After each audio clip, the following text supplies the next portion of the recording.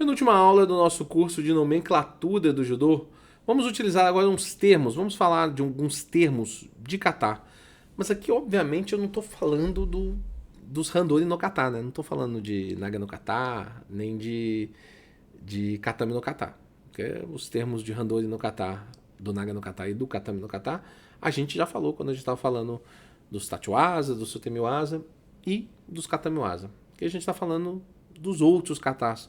Alguns gostam de falar de katas avançados ou katas de defesa pessoal, né?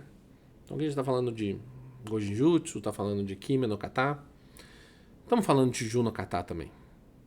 Estamos falando um pouquinho de Koshiki no kata também. Tem alguns termos aqui que são do Koshiki, tá? E é isso. São esses katas que a gente vai abordar um pouquinho alguns termos. E assim, pessoal, já está até aqui na tela. Entramos agora em algumas nomenclaturas não tão usadas no dia a dia nosso como judocas. Afinal de contas, muitos de nós nem sabemos da existência dos movimentos de Atemi, que fazem parte do judô, viu, senhores? Mas precisamos observar que da mesma maneira que tratamos os termos anteriores, veremos que quando dominarmos alguns termos mais comuns, eles se repetem muitas vezes, nós dominaremos uma boa parte dos movimentos executados nos katas avançados. Tá? Vocês vão ver, muitos termos são iguais em todos os katas, ok? É muito importante um entendimento essencial nesses katas, que a terminologia, tá? O termo, ele está relacionado diretamente à ação do que, tá? Lá no Gojinjutsu, no Kime no kata, no Ju no kata, nós estamos falando da ação do que, não da ação do Tori, especificamente, ok? Isso é importante vocês entenderem, porque quando a gente, por exemplo, estiver falando aqui,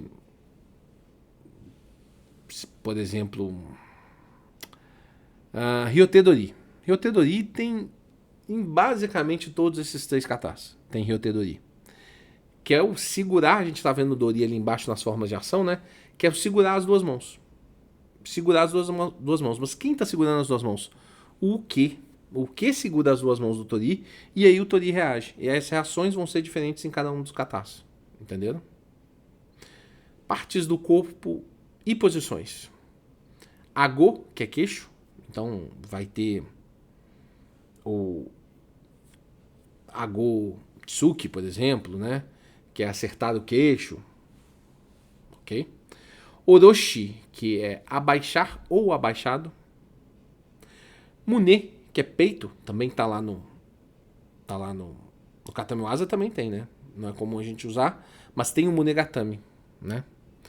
Katate, que é apenas uma mão, que também tá lá no Shimewaza, ok?